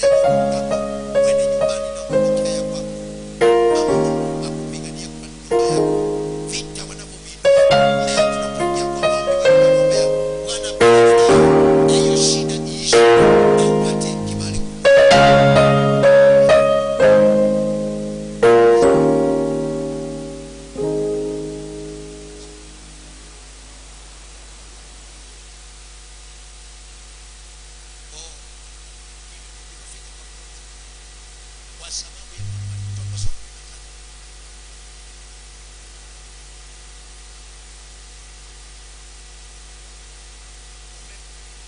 Ngoja mwanaume alitoka soko kata ndio kiateka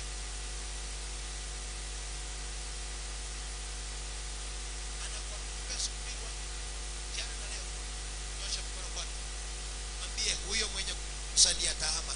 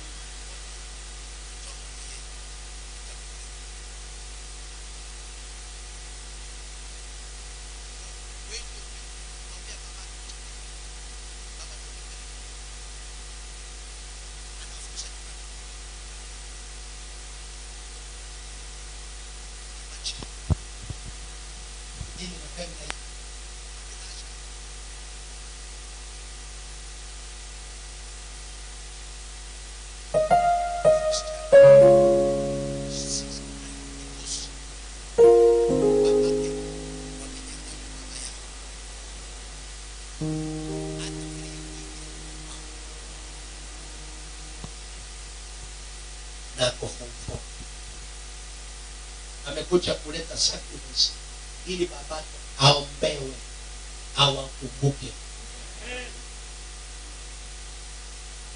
Unafikiri hata kulia hivi hawezi?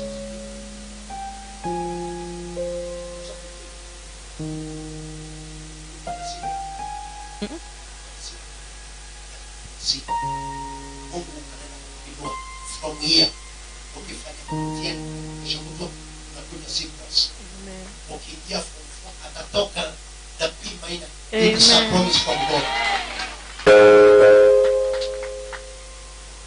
Babako nikikuombea leo hii ukifika nyumbani ile maji yetu watukunywa baba yako nimetumana kwake aumu ya kinywa pombe mpaka akuje kuokoka.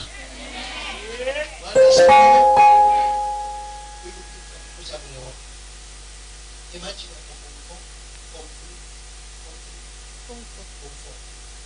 analia kwa chini ya baba. Mama ameachwa hapo. Mama anafukuza. Anatufukuza kileo. Nasema mama. Ako kazi. Ni mwalimu pia. Shetani aogope cheo chako. Mama ni mwalimu. Lakini akitoka choka kufundisha. Kufika nyumbani anafukuzwa. Watoto kukiona msichana kama huyu analia ni kama kuna siri ya Mungu. Wengine wangesema baba umepata nafasi usuru kufanya vituko. Si Mungu ampe hata moyo wake. Tunapoingia kwa maombi data ufunguliwe. na kuna kitu kitakuja juu yako. Amen. Kuna hiyo nguvu ya ukombozi ikisha kuingia, hata mama yako utakuja nayo. Amen. Na akikuja hapa hiyo ndio itarudi nomo. Situharibu uchawi jamani. Jesus name. Sasa Yesu. Ulikuwa unapata nini? Yeah. Kuna sanga Form 3. form 3. Sasa hiyo unakuwa na ngapi? Hai nakaa kwenda mwisho. Ulikuwa unakuwa na mawana. Ni nyote. Sasa unaona msichana mrefu. God can see yake. Ukiona future yake ni ngumu, lakini nimekuwa kisita.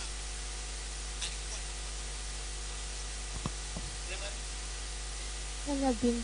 Ulikuwa unakuwa na ngapi? 1 2 3. 1 2 3. Form 1 rudi nyuma. Form 2 form 3 napata simu.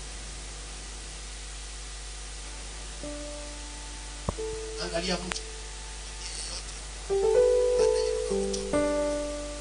leo nikiingia kwa maombi, Bwana Yesu unirejeshe. Sikiliza jamani, watoto waende na kibali kile chochote ndio chako Bwana Yesu alisana nayo. Wengine anafikiri wanaingia mama yao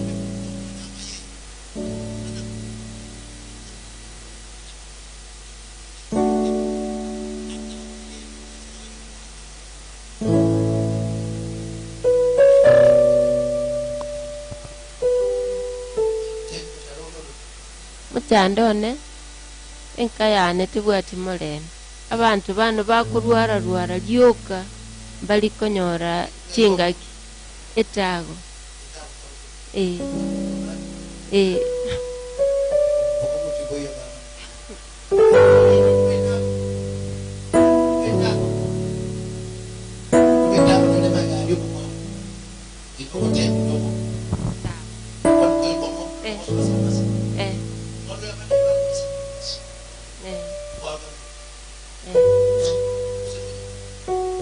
ya ye na bwa tige na yere na bwa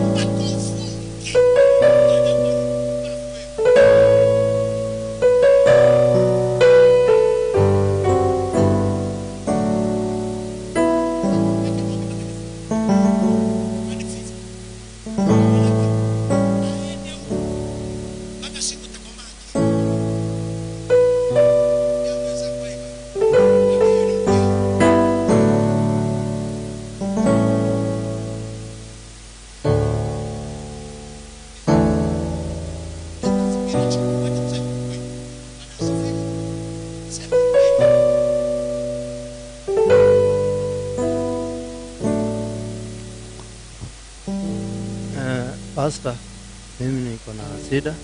Nilisaliwa nikiwa vizuri. Ndio mimi.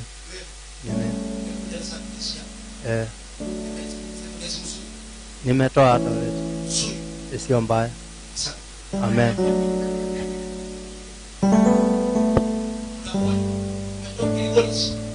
Nimetoa Gorigoria. Naenda mbele. Napita Kirigoris naenda mbele.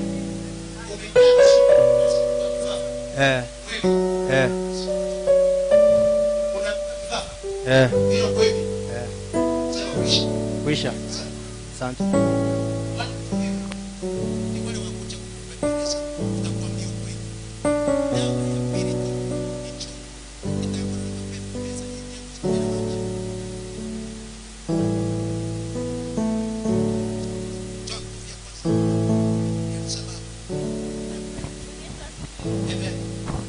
Mimi niko na shida ya macho, niko na allergies. Naomba uniombe.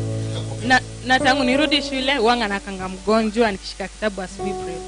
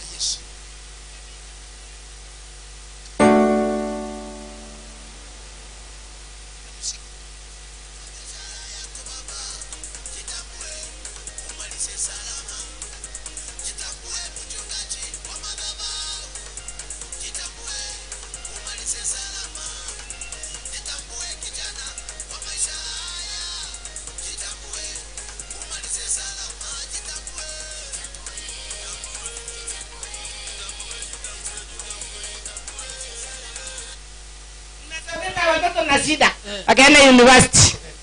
Watoto mtu akiniona anasema huyu sasa anaenda wapi? Huyu mama anaenda wapi? Ati anapatikana Nairobi university. Ati hakuna mtoto. Niko na vijana. Mwalimu wangu, niko na mwalimu mwingine. Huyu anataka kuenda Amerika lakini amefungiwa. Naomba Mungu hata visa yake iko hapa. Anaandika vitu yake. Vinaenda vipi na si mimi ndio niliponya miaka 18. Wagonjwa wakakuja, wachawi wakakuja kuniuliza, "Hatulienda kufanya nini Mombasa?" Nikawaambia. Wakakuja nyumba yangu. Wengine wakapika simu kwa watoto. Niliiba pesa ya kijana wangu mkubwa. Nikaenda Mombasa. Niliponywa. Alafu nikakuja hapa. Nilikuja hapa. Kila mtu anauliza, "Sasa leo siku hizi hakuaje? Aendi hospitali." Ndio mjaba akakuja kwangu kuniomba 20,000 nimpe. Alafu aende kutolea mtoto. Muuliza, "Bwana yako ako na kazi? Wewe uko na marandi, mimi sina marandi."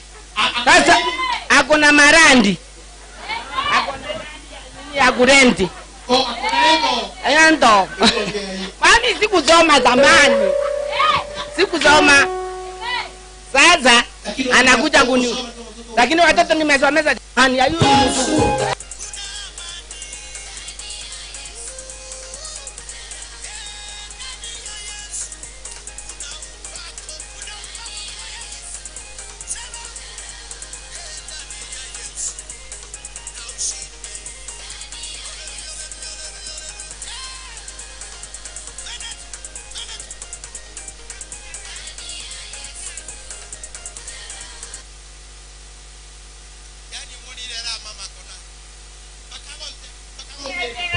hakuna mahali hospitali. Nimetembea lakini siku hizi wananiona natoka tu kwa nyumba, wanaenda wapi? Aende Catholic.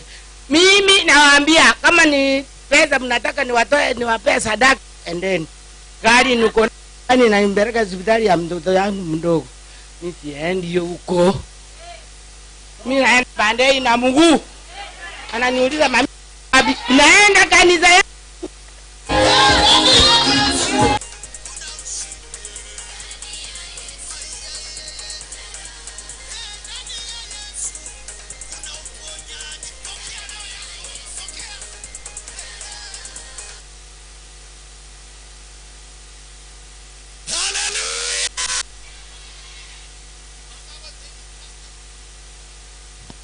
bila nimekuja hapa si mjezo.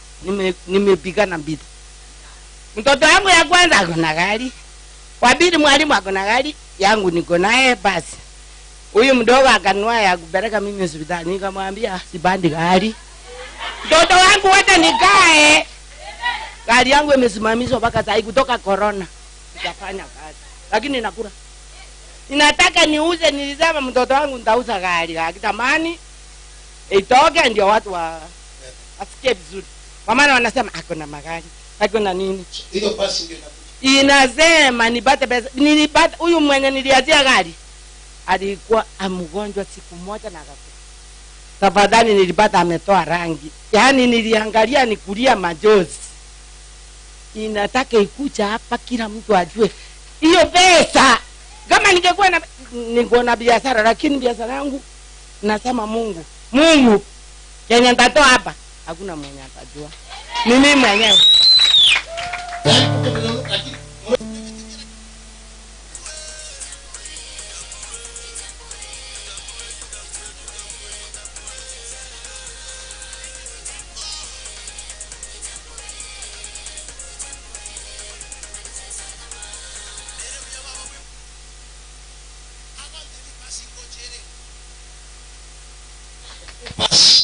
Nani msema mwambie nakuja. Kama ni wope, bwana. Sasa mama nataka ni wope. Hapo tu ulipo.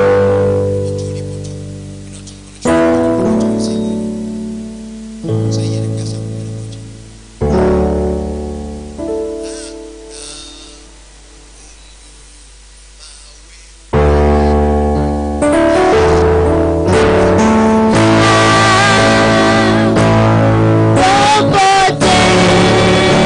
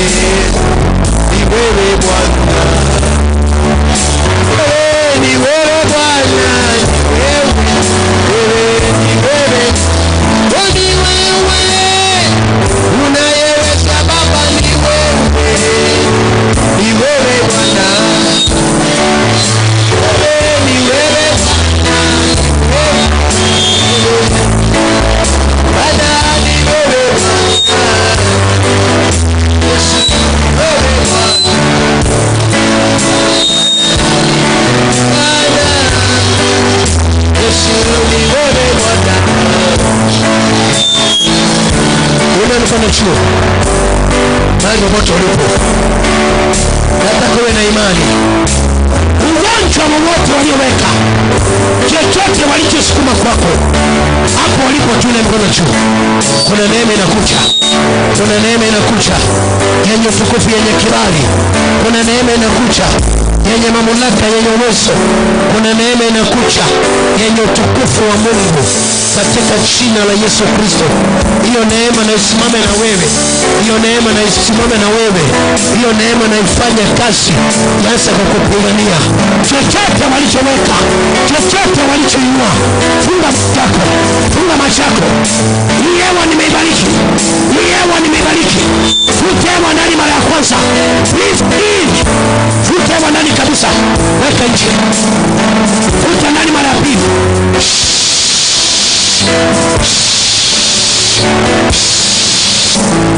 Nje.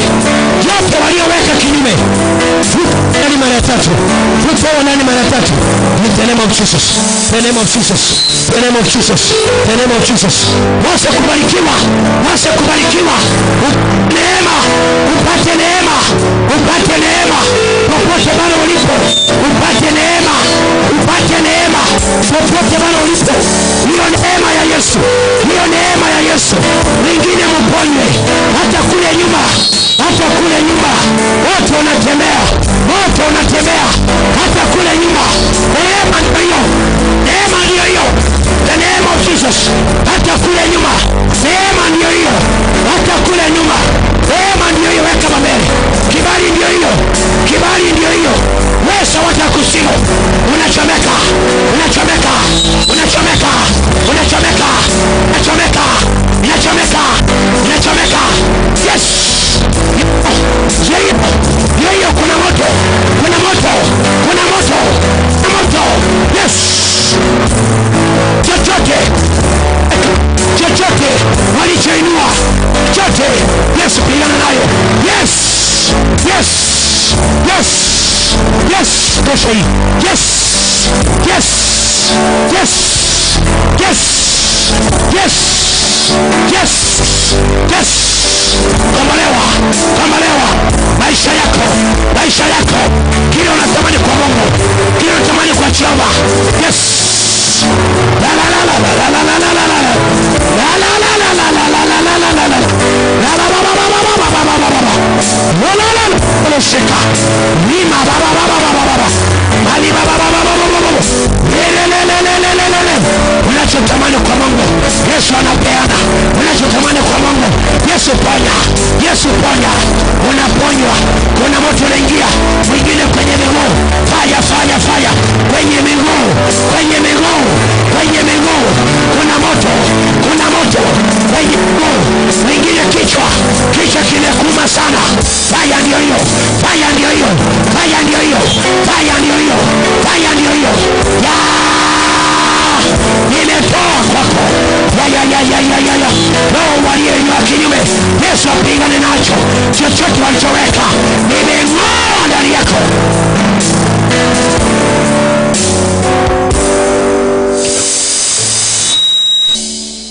Inua mkono juu. Sema, Bwana Yesu, nisaidie. Nataka ushike mali unaumwa. Shika mali unaumwa. Niweke mtu hapa mali unatembea. Chemote chiaza chibali mochoka. Sasa mnakimbia hapa nyote. Mali unaumwa. Iwe ni mgongo, ni tumbo, ni wapi. Shika hapo mali. Iyewa nikifuta ndani, unafuta tu paka mara ya 3. Mara ya 4 sijui. Viti kama ni kuvunjika waje sivunjike tu. Maana kuna neema ya Mungu inakuja. Futa hewa ndani mara ya kwanza. Nimeibariki hewa kwa mkono wangu. Mwingine alinipiga picha akaona moto. Kijana mwingine alisema nikinua mkono anaona nyota sikitoka, maana amefunguliwa macho ya kiroho. Futa hewa ndani mara ya kwanza. Ilete ukombozi mahali umeweka mkono. Chochote walioweka, tunang'oa kila uchawi, tunang'oa kila ushirikina, magonjwa waliokuwekea, vyote walioweka. Futa hewa ndani mara ya pili. Futa kabisa mara ya pili. Futa ndani yake, futa ndani yake. Mama nyamaza, nyamaza. Futa ndani mara ya pili.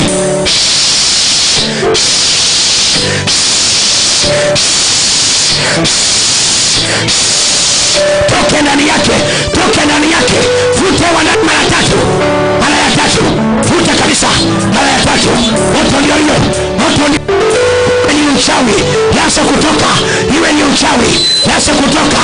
Hata kutabika. Nitoke kwako. Yes! Futa wa ndani mara ya 4 ya mwisho. Pokea kabisa. Pokea. Funguliwa, funguliwa, funguliwa. Funguliwa, kuwa huru, kuwa huru. Kuwa huru, kuwa huru. Kuwa huru, kuwa huru. Moto ndio hiyo.